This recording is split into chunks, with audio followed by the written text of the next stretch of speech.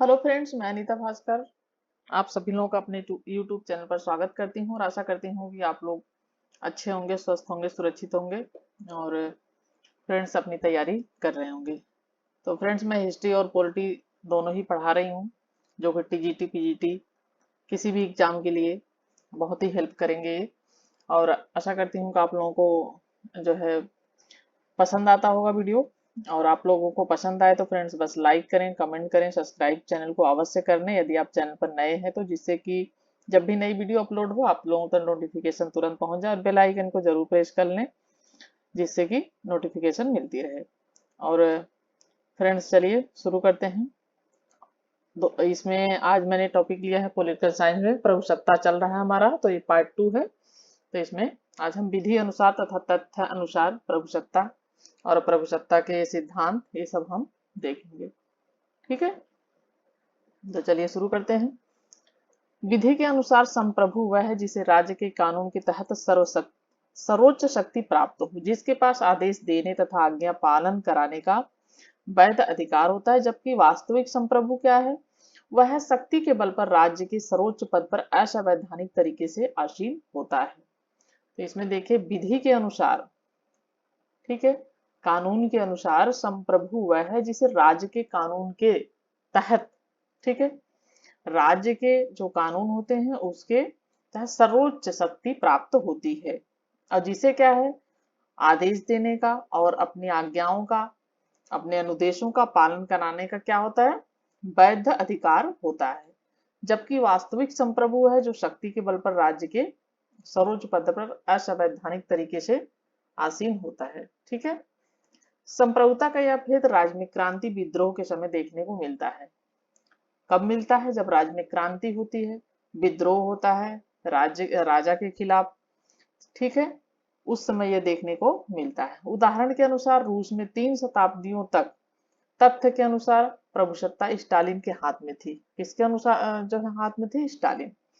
जबकि विधि के अनुसार यानी कानून के अनुसार सत्ता वहां पे सोवियत जो है सर्वोच्च सोवियत में निहित थी, यानी उसके अंदर थी वैसे। ठीक है, तो यह भेद देखने को इसमें मिल रहा है। ब्राइस का कहना है कि व्यक्ति अथवा व्यक्तियों का निकाय जो अपनी या उन सब की इच्छा को कानूनी अथवा विरोधी ढंग से सर्वोपरि बना सकता है, वही व्यक्ति अथवा निकाय तथ्यतः संप्रभु है जिसके प्रति वास्तविक आज्ञाकारिता होती है। यानी वही व्यक्ति या निकाय वही संप्रभु है जिसके प्रति वास्तविक यानी वास्तव में आज्ञा पालन कराने की शक्ति होती है। ठीक है, वैधानिक तथा राजनीतिक संप्रभुता। वैधानिक संप्रभुता वह है जिसके पास कानून निर्माण करने तथा उसे लागू करने की सर्वोच्च शक्ति हो।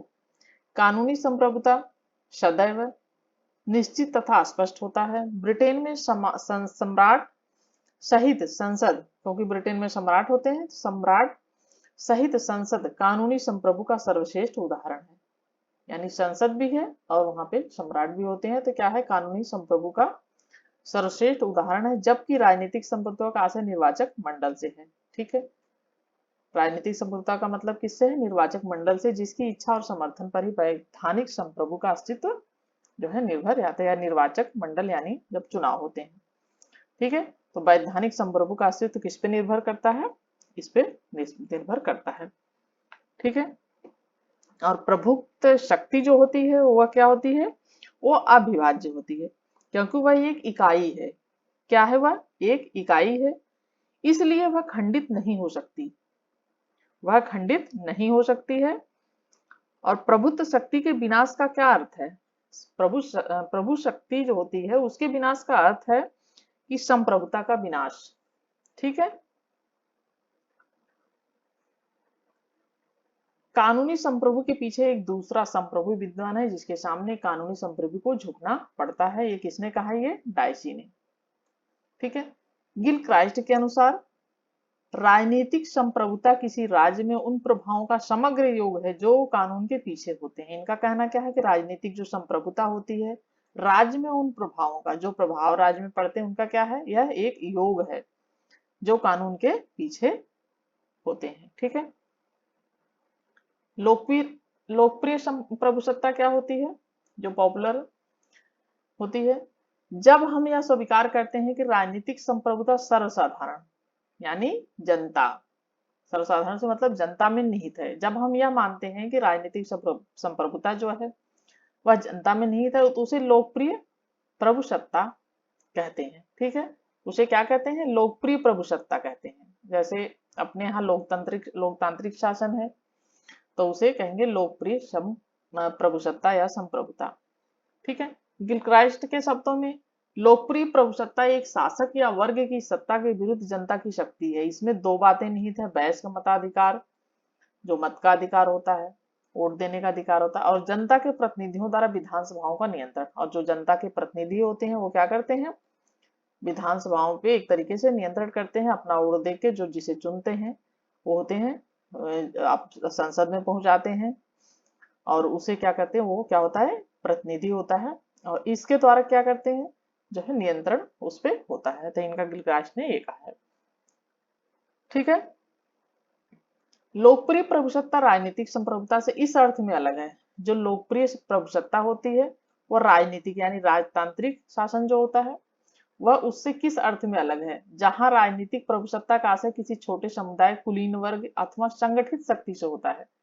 राजतंत्र तभी लागू होगा, राजा प्रमुख होगा उसमें, उसमें लोकतंत्र को जो है नहीं ध्यान दिया जाएगा, तो उसमें जनता का ख्याल नहीं रखा जाएगा। जो शक्तिशाली होगा वो क्या होगा? वो बन के बैठ जाएगा राजा। तो इसमें क्या कौन होते हैं? कुलीन वर्ग यानी अमीर लोग जो होते हैं उनकी श्रेणी जो होती है उसे कुलीन कहा जाता है, अथवा संगठित शक्ति से। तो क्या होता है? ये कुलीन वर्ग की एक संगठित शक्ति होती है। ठीक है, जमींदार हैं और जो कुलीन हैं, व्यापारी हैं, जो बड़े लोग हैं, वो क्या करते हैं कि वो अपनी एक संगठित शक्ति बना लेते हैं। तो वहां लोक प्रभुसत्ता जनता में निवास करती है। इस प्रकार लोकप्रिय प्रभुसत्ता का विचार साधारणतः नैतिक आधार पर, ठीक है, नैतिक आधार पर जनसाधारण को प्रभुसत्ता का उपयुक्त पात्र समझता है। ठीक है, और फ्रेंड्स पीडीएफ भी इसकी मैं टेलीग्राम चैनल पे डालती हूँ, तो आप वीडियो के डिस्क्रिप्शन में जाके और टेलीग्राम चैनल जरूर जरूर ज्वाइन करें।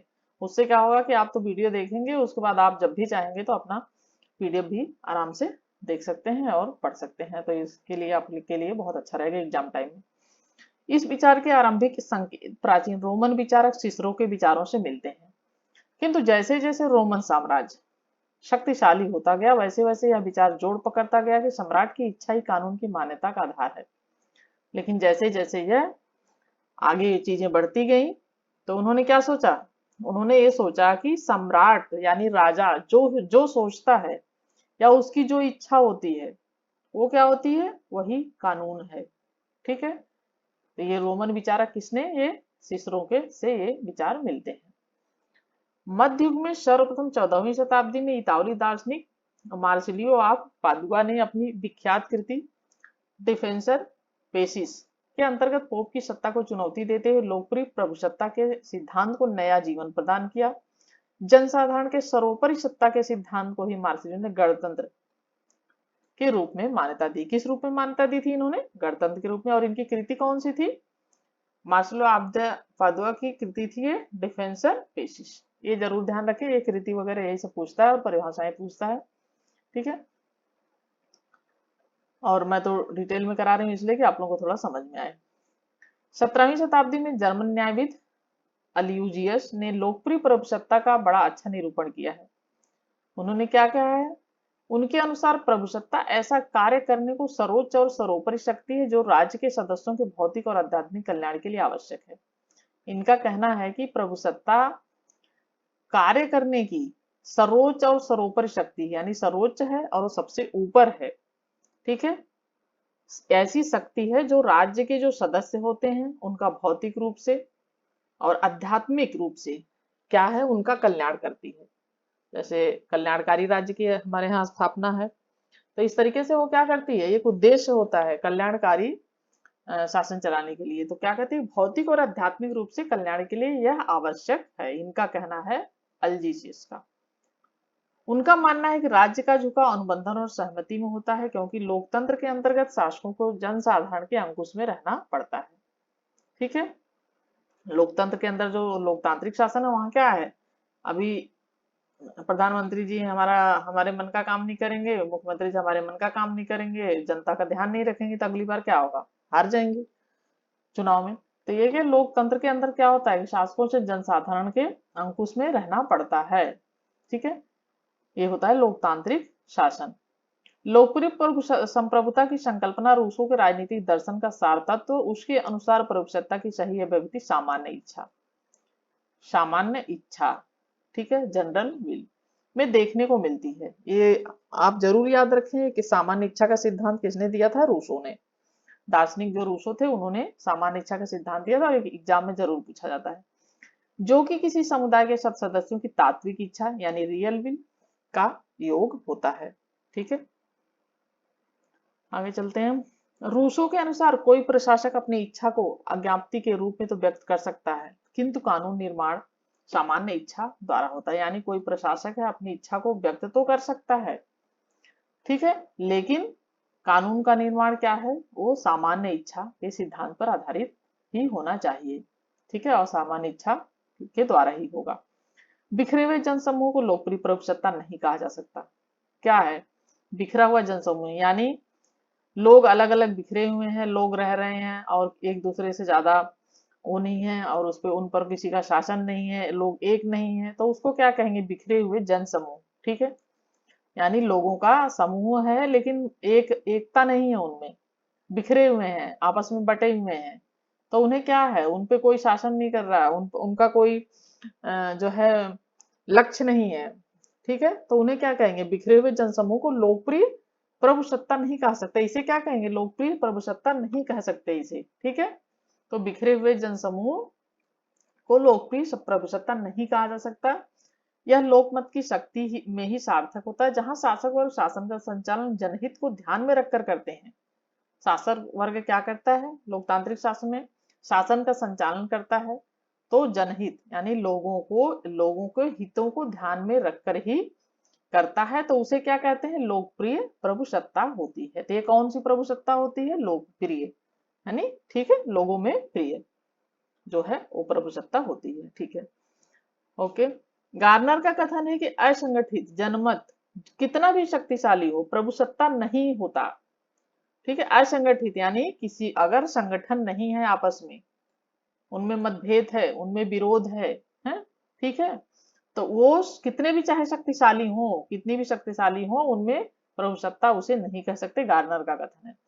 जब तक कि उसे कानूनी रूप में यानी कानूनी जामा जब तक नहीं पहनाया जाएगा, जब पर उस पर कानून का नियंत्रण नहीं होगा, तो उन्हें हम प्रभुसत्ता नहीं कह सकते, चाहे वो कितने भी शक्तिशाली हो।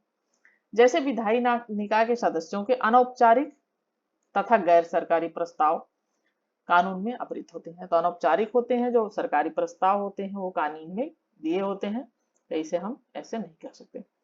ऐसे देश में प्रायः सार्वजनिक मताधिकार की प्रणाली विद्यमान है। जनता की प्रभुसत्ता का ऐसे देश जो होते हैं उनमें क्या होता है? सार्वजनिक मताधिकार यानी मत देने की अधिकार की प्रणाली विद्यमान होती है, जो लोकतांत्रिक होते हैं। जनता की प्रभुसत्ता का निर्वाचन की बहुमत की शक्ति के सिवा और कुछ नहीं है। इनका यह भी कहना है कि जनता की जो प्रभुसत्ता होती है वो बहुमत की शक्ति के सिवा और कुछ नहीं होती, जो वैधानिक ढंग से स्थापित रूप में कार्य करते हुए उनकी इच्छा को क्या करती है? अभिव्यक्त करती है। ठीक है, यानी उनकी इच्छा को दर्शाती है। अतः लोकप्रिय प्रभुसत्ता की अनिवार्य शर्तें हैं। सार्वजनिक वयस्क मताधिकार। क्या क्या अनिवार्य शर्तें हैं? सार्वजनिक वयस्क मताधिकार, विधानमंडल पर जनसाधारण के प्रतिनिधियों का नियंत्रण। विधानमंडल पर जनसाधारण के प्रतिनिधियों, पॉइंट को ध्यान दें, जो जनसाधारण यानी लोगों के जो प्रतिनिधि चुने जाते हैं, उनका क्या होना चाहिए? नियंत्रण, प्रतिनिधियों का नियंत्रण। ठीक है, और राष्ट्र के वित्त पर जनप्रतिनिधियों का, और राष्ट्र का जो वित्त होता है, ठीक है, उस पे भी जनप्रतिनिधियों का नियंत्रण होना चाहिए। ठीक है, ये है शर्त। एक तो वयस्क मताधिकार यानी मताधिकार होना चाहिए, जो वयस्क होते हैं, जो बालिग हो चुके होते हैं। मताधिकार जो है प्रणाली होनी चाहिए उनके लिए, मताधिकार कर सकें, अपने मत का प्रयोग कर सकें। और दूसरा क्या है? विधानमंडल पर जनसाधारण के प्रतिनिधियों का नियंत्रण, यानी विधानमंडल पर जो जनसाधारण है, लोग उनके प्रतिनिधि जो होते हैं उनका नियंत्रण होना चाहिए। और राष्ट्र का जो वित्त होता है, ठीक है, उस पर भी जन प्रतिनिधियों का नियंत्रण होना चाहिए। ठीक है, ठीक। संक्षेप में लोकप्रिय संप्रभुता का सिद्धांत प्रभुसत्ता की कानूनी संकल्पना को नैतिक और दार्शनिक आधार प्रदान करता है। क्या करता है लोकप्रिय संप्रभुता का सिद्धांत? प्रभुसत्ता की कानूनी, ठीक है, संकल्पना को, जो कानूनी संकल्पना होती है, ठीक है, उसे क्या करता है? नैतिक रूप से और दार्शनिक रूप से आधार, ठीक है, प्रदान करता है। यानी एक आधार होना चाहिए उसे, नैतिक और दार्शनिक रूप से। अब हम नेक्स्ट पॉइंट पे आते हैं, प्रभुसत्ता के सिद्धांत क्या है।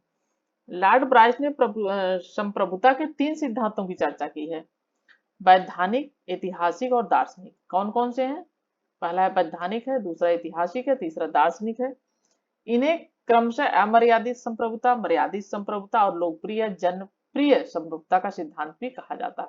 ठीक है, ये कौन? अमर्यादित, और फिर मर्यादित, और फिर लोकप्रिय या जनप्रिय। ठीक है, लॉर्ड ब्राइस के अनुसार संप्रभुता के प्रत्येक सिद्धांत का जन्म किसी न किसी व्यवहारिक उद्देश्य के प्रचारार्थ हुआ। यानी संप्रभुता के सिद्धांत का जन्म क्यों हुआ है?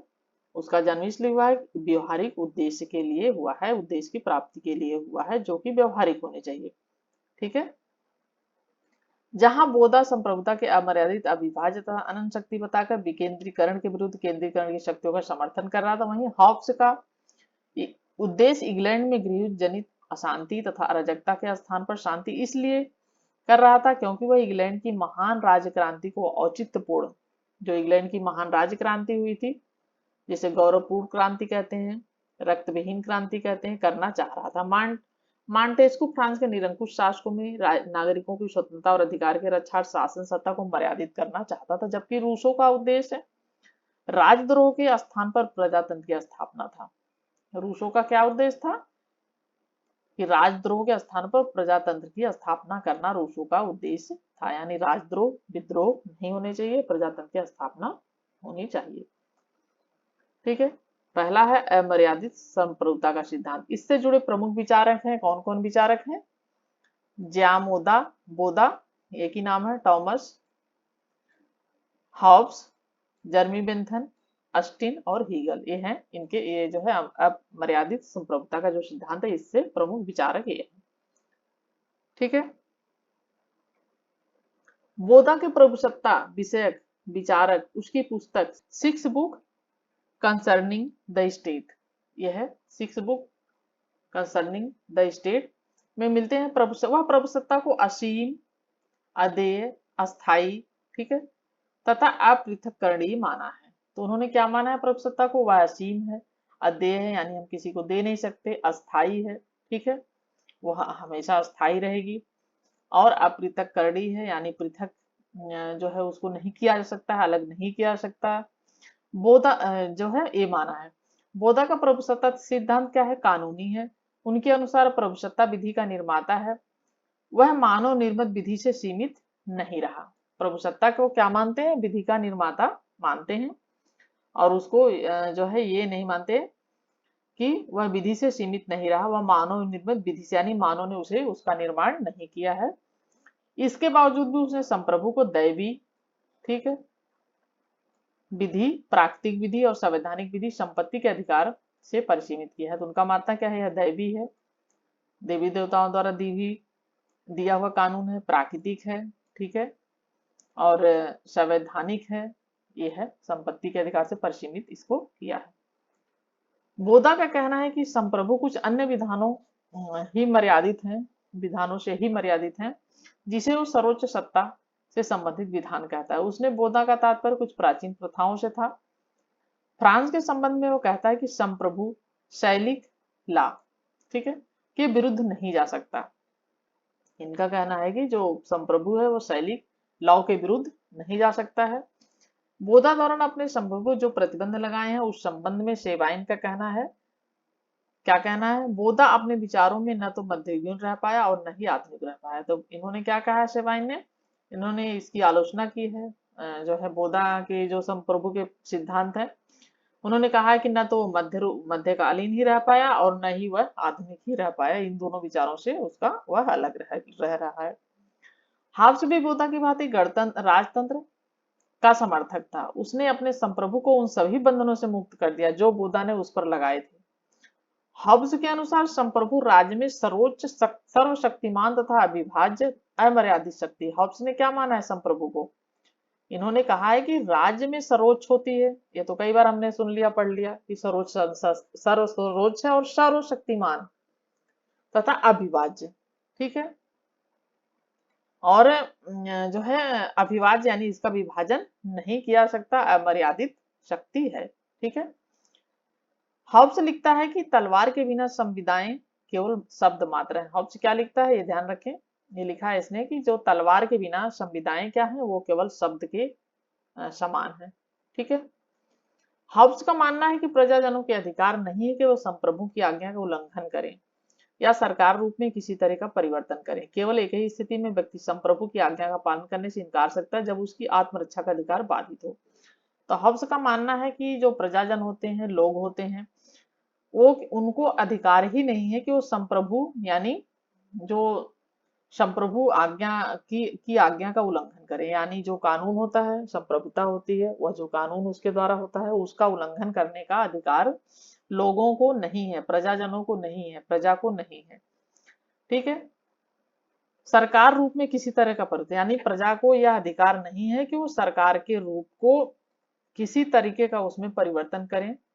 उनको सिर्फ इतना है कि जो संप्रभु की आज्ञा है उसे मानना अनिवार्य है। केवल एक ही स्थिति में वो संप्रभु की आज्ञा का पालन करने से इनकार सकते हैं। कब कर सकते हैं? जब उसकी आत्मरक्षा बाधित, यानी उनकी जान को खतरा हो, उनकी आत्मरक्षा में दिक्कत आ रही है, और तभी वो इसको मानने से इनकार कर सकते हैं, ठीक है। क्योंकि आत्मरक्षा के लिए ही व्यक्तियों ने समझौता किया है, यानी आत्मरक्षा के लिए ही व्यक्तियों ने जो है समझौता किया है। और संप्रभु की स्थापना भी इसीलिए की गई है कि किसी के जीवन के साथ जो है इस तरीके से नहीं किया जाएगा।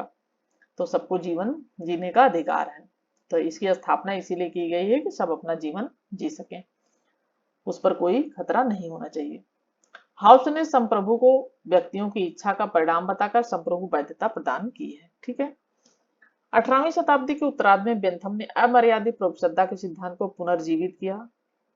उसने संप्रभुता विषयक विचार, ठीक है, अपनी पुस्तक अ फ्रेगमेंट ऑफ गवर्नमेंट में दिए हैं। वह संप्रभु का शक्ति का आधार अधिकतम व्यक्तियों का अधिकतम सुख, क्या कहता है ये पुस्तक याद रखें, ठीक है। ए फ्रेगमेंट ऑफ गवर्नमेंट, ये जो है बुक इसकी है, और इसने क्या कहा है? संप्रभु का शक्ति का आधार क्या है? इसने माना है कि संप्रभु शक्तिशाली है, उसका आधार ये होना चाहिए, उसका कार्य क्या होना चाहिए, उसे क्या सोचना चाहिए, उसको ये होना है कि तभी वह जो है संप्रभु अच्छा है, तभी सरकार अच्छी है, जब अधिकतम व्यक्तियों का अधिकतम सुख। इसका कहना है कि ज्यादा से ज्यादा लोग, अधिक से अधिक लोग समाज में जो है शासन में, ठीक है, सुखी हो। इनका मानना क्या है कि राज्य में अधिक से अधिक लोगों का अधिकतम सुख यह मानता है संप्रभु की शक्ति का आधार, ठीक है। वह यह नहीं स्वीकार करता कि संप्रभुता प्राकृतिक विधान से उसका कहना है कि वो प्राकृतिक विधान से मर्यादित नहीं है, यानी प्राकृतिक नहीं है, वो नेचर के अनुसार नहीं है, वो उसको बनाया गया है, इसका कहने का मतलब यह है। उसके अनुसार प्रभुसत्ता राज की सर्वोच्च शक्ति है और उसकी आज्ञा ही कानून, किंतु वह स्वीकार करता है कि प्रभुसत्ता जो है क्या है, उपयोगिता, यानी उपयोगिता से मर्यादित होती है। प्रभुसत्ता के कानून सिद्धांत का पूर्ण विकास जॉन ऑस्टिन के चिंतन में हुआ। उसने 1832 में प्रकाशित अपनी पुस्तक लेक्चर ऑन जूरिप्रूडेंस में वैधानिक प्रभुसत्ता अथवा एकात्मवादी संप्रभुता के सिद्धांत का प्रतिपादन किया। उसने इसे परिभाषित करते हुए कहा कि ऊपर से निम्नस्थ लोगों को दिया जाने वाला आदेश ही कानून है। क्या कहा जॉन ऑस्टिन ने? ऊपर से, ठीक है, ऊपर से निम्नस्थ लोगों को दिया जाने वाला आदेश ही क्या है? कानून है, ठीक है। उसका कहना है कि ऊपर से जो आदेश दिया जाता है, ठीक है, उसी को कानून नीचे के लोगों को, यानी जो बड़े लोग हैं, कुलीन लोग हैं, वो जो है देते हैं, जो आदेश देते हैं निम्नस्थ लोगों को, निम्न लोगों को, वही आदेश ही कानून मानता है, ठीक है। ऑस्टिन ने प्राकृतिक कानून और प्राकृतिक विवेक के कानून का खंडन किया। इन्होंने क्या किया, जो प्राकृतिक कानून था उसका जो है खंडन किया है, विवेक के कानून का खंडन किया है, जो पूरे महत्व और सत्ताधारी जो होते हैं, सत्ताधारी की शक्ति पर अंकुश रखने का साधन रहा था। उसने कहा कि सदाचार या विज्ञान और अर्थशास्त्र इत्यादि को भी कानून की श्रेणी में नहीं रखा जा सकता। कानून केवल ऐसे नियम को मान सकते हैं, इसके अनुसार, ऑस्टिन के अनुसार, कानून के ऐसे नियम को मान सकते हैं जिसमें विशेषताएं पाई जाती हैं। इसकी उत्पत्ति किसी ऐसे स्रोत से होनी चाहिए जो निर्णय करने में स्वतंत्र हो, यानी इसकी उत्पत्ति किसी ऐसे उससे होनी चाहिए जो निर्णय करने में स्वतंत्र हो। और प्राकृतिक अधिकारों को सामायिक कह सकते हैं, लेकिन राज्य का कानून इसके विरुद्ध हो तो उसका पालन अनिवार्य नहीं होगा। यानी अगर इसके विरुद्ध होता है तो राज्य का कानून, तो उसका पालन अनिवार्य नहीं होगा। ठीक है, तो ऑस्टिन ने संप्रभुता को अदेय, अविभाजित, पूर्ण तथा अमर्यादित माना है। ठीक है,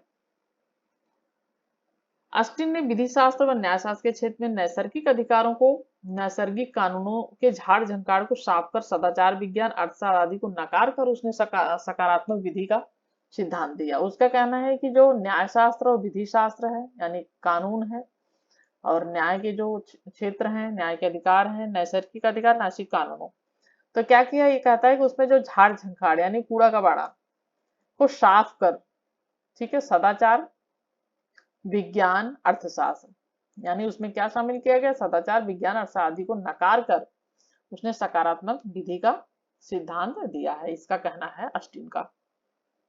इस प्रकार ऑस्टिन ने सकारात्मक विधि की नींव पर संप्रभुता की संकल्पना का निर्माण किया। यदि कोई निश्चित मानवीय सत्ता अपनी जैसी किसी अन्य सत्ता की आज्ञा मानने में अभ्यस्त हो तो इस निश्चित मानवीय सत्ता को उस समाज में प्रभु सत्ताधारी कहेंगे। इस समाज को राजनीतिक और स्वाधीन समाज कहा जाएगा। ठीक है, आशा करती हूँ कि आप लोगों को समझ में आ रहा होगा। ऑस्टिन के संप्रभुता सिद्धांत की आलोचना हेनरी मैन ने की। कौन सी पुस्तक में की है? ठीक है, अर्ली हिस्ट्री ऑफ इंस्टीट्यूशन। ठीक है, इसमें की है अर्ली हिस्ट्री ऑफ इंस्टीट्यूशन। इसका कहना है कि इतिहास के पन्ने पलटने पर भी हमको ऐसे प्रधान के उदाहरण नहीं मिलते। संप्रभुता मिश्रित और श्रेष्ठ मानव में नहीं रहती, यानी संप्रभुता जो है मिश्रित है और जो श्रेष्ठ मानव है उसमें इसका कहना है कि नहीं रहती है। ये कौन कह रहा है? हेनरी मैन कह रहा है। इसने आलोचना की है, ऑस्टिन ने जो अपनी संप्रभुता का सिद्धांत दिया है उसकी इसने क्या की है? आलोचना की है हेनरी मैन ने। क्लार्क, सिज्विक, विल्सन, ग्रीन, विलोबी आदि विचारकों ने ऑस्टिन के इस मत का खंडन किया है। तो इतने सारे जो वैज्ञानिक हैं, इन्होंने जब तक ऑस्टिन ने जो सारी चीजें बोली उसका क्या किया है? इसके मत का इन्होंने खंडन किया है कि संप्रभु के आदेश ही कानून है। ये किस बात का खंडन कर रहे हैं? जो इसने ऑस्टिन ने कहा है कि संप्रभु का जो आदेश होता है वही कानून है। ठीक है, ग्रीन का कहना है कि राज्य का आधार इच्छा है न कि शक्ति। ठीक है, ग्रीन क्या कहते हैं कि राज्य का आधार, ये कोटेशन बहुत महत्वपूर्ण है, राज्य का आधार इच्छा है न कि शक्ति। तो इसे ध्यान रखें। और ऑस्टिन की भी जो संप्रभुता जो है संप्रभु का आदेश ही कानून है, वो भी बहुत महत्वपूर्ण है ऑस्टिन का। और यह है जो ये राज्य का आधार इच्छा है न कि शक्ति, ग्रीन ने जो कहा है। वस्तुतः संप्रभुता पर अनेक प्रतिबंध है, जैसे नैतिक प्रतिबंध होते हैं, रीति रिवाज होते हैं, परंपराएं होती हैं, धर्म होता है, और जन स्वीकृति और अंतर्राष्ट्रीय कानून। जन स्वीकृति, लोगों की स्वीकृति भी होनी चाहिए है, और अंतर्राष्ट्रीय कानून, जो अंतर्राष्ट्रीय कानून होता है वह भी नियंत्रण लगाता है। ठीक है, तो संप्रभुता अनेक प्रतिबंध हैं। इन पे कितने प्रतिबंध हैं? जैसे हमारे रीति रिवाज भी होते हैं और परंपराएं भी होती हैं, जिसमें कि ज्यादा उसमें छेड़छाड़ आदमी नहीं पसंद करता है, उसको परिवर्तन नहीं करना चाहता है। तो इस सब चीजों में जो है इनकी होती है, इन पे प्रतिबंध होता है। और अंतर्राष्ट्रीय कानून जो होते हैं उनका भी प्रतिबंध होता है। एक और ऑस्टिन का प्रभुसत्ता सिद्धांत, जहां राज्य में निरंकुशता को प्रोत्साहन देता है, वहीं यदि हम कानूनी दृष्टि से ऑस्टिन के सिद्धांत को देखें तो यह सर्वथा उपयुक्त है, क्योंकि राज्य का स्थान समाज के अन्य संस्थाओं में सर्वोच्च है। गिलक्राइस्ट के शब्दों में ऑस्टिन के सिद्धांत की कठिनाइयां दूर हो जाती हैं यदि हम कानूनी संप्रभुता और राजनीतिक संप्रभुता के भेद को ध्यान रखें। तो गिलक्राइस्ट ने क्या कहा है कि ऑस्टिन के जो सिद्धांत हैं उसकी कठिनाइयां तब दूर होंगी जब हम कानूनी संप्रभुता और राजनीतिक संप्रभुता के भेद में ध्यान रखें, यानी जो कानून की संप्रभुता है और जो राजनीतिक संप्रभुता है उसे हम उसके भेद को ध्यान में रखें। ये कहा है ऑस्टिन ने कि सिद्धांत की कठिनाइयां दूर हो जाती हैं। दूसरा क्या है पॉइंट हमारा, मर्यादित। ठीक है, दूसरा क्या है हमारा, है मर्यादित संप्रभुता का सिद्धांत। इस सिद्धांत का जन्मदाता किसे माना जाता है? जॉन लॉक को माना जाता है। ठीक है, ये ध्यान रखें बिल्कुल। कौन है संप्रभुता इस सिद्धांत का जन्मदाता? मर्यादित संप्रभुता का जॉन लॉक। इस सिद्धांत के अनुसार संप्रभुता क्या है? सर्वोच्च सत्ता नहीं है। इनका क्या कहना है कि ये मानते हैं कि जो अब तक सब लोग कह रहे थे कि संप्रभुता सर्वोच्च सत्ता है, सर्वोपरि है, तो इनका कहना क्या है कि जॉन लॉक का, कि ये मानते हैं कि संप्रभुता जो है सर्वोच्च सत्ता नहीं है। ठीक है, मॉन्टेस्क्यू ने भी इसी सिद्धांत का समर्थन किया। लॉक ने कहा जनता तथा सरकार एक दूसरे को संतुलित करती हैं। लॉक क्या कहते हैं? जनता और सरकार मिलकर, ठीक है, हम और सरकार मिलकर एक दूसरे को क्या करते हैं? संतुलित करते हैं। जनता का ध्यान सरकार को रखना चाहिए और सरकार को जनता का ध्यान रखना चाहिए। तथा मॉन्टेस्क्यू ने सरकार के अंग ही एक दूसरे को संतुलित करते हैं। इनका कहना है कि सरकार के जो अंग है एक दूसरे को क्या है? संतुलन बनाए रखते हैं। ठीक है, मर्यादित संप्रभुता सिद्धांत के प्रतिपादकों ने शक्ति विभाजन तथा उत्तरदायित्व, इन दो बातों पर विशेष बल देते हुए संप्रभुता पर बाह्य नियंत्रण स्थापित किया। जॉन लॉक ने संप्रभुता विषयक विचार अपनी कृति, ठीक है, अपनी कृति टू ट्रीटीज ऑफ गवर्नमेंट, ठीक है, two treatises of civil government में दिए हैं। उसे अपने संपूर्ण ग्रंथ में एक भी स्थल पर संप्रभुता शब्द का प्रयोग नहीं किया है। उसने अपने जो है एक संपूर्ण ग्रंथ में जो इसने एक ग्रंथ लिखा, ठीक है, जो अपने इसने ग्रंथ लिखा two treatises of civil government, उसे अपने संपूर्ण ग्रंथ में एक भी स्थल पर संप्रभुता शब्द का इसने प्रयोग नहीं किया है। इसके स्थान पर उसने क्या कहा है? सर्वोच्च सत्ता का प्रयोग किया है। लॉक ने शासन के विभिन्न अंगों में व्यवस्थापिका को सर्वोच्च माना है। ठीक है, क्या कहा है इसने? लॉक ने शासन के विभिन्न अंगों में व्यवस्थापिका को क्या कहा है? सर्वोच्च माना है। 18वीं शताब्दी के फ्रांसीसी विचारक मॉन्टेस्क्यू के संप्रभुता विषयक विचार उसी कृति द स्पिरिट लॉज, कौन सी कृति है मॉन्टेस्क्यू की? द स्पिरिट लॉज में मिलते। वह प्रथम व्यक्ति थे जिसने शक्ति विभाजन को व्यक्तियों की स्वतंत्रता की रक्षा के लिए अनिवार्य बतलाया। वह लॉक की भांति विधि तथा स्वतंत्रता को परस्पर विरोधी नहीं समझता था, क्योंकि उसके अनुसार स्वतंत्रता तभी से संभव है जब शासक विधि के अनुसार शासन करे। इसका कहना है कि जब शासक होता है, ठीक है, वह क्या हो? कानून के अनुसार शासन करे। अतः मॉन्टेस्क्यू संवैधानिक राजतंत्र का समर्थक था। तो इनका कहना है कि जब शासक विधि के अनुसार, कानून के अनुसार शासन करता है तो वो उसी को, क्योंकि उसके अनुसार स्वतंत्रता तभी संभव है। ठीक है, अतः मॉन्टेस्क्यू क्या है? संवैधानिक राजतंत्र का समर्थक था। ये संवैधानिक राजतंत्र का समर्थक था। तो चलिए फ्रेंड्स, आज यहीं तक, और आधे घंटे से ज्यादा की वीडियो हो गई है। आशा करती हूँ कि आप लोग पूरा वीडियो देखेंगे और इसका लाभ उठाएंगे। Thank you for watching video.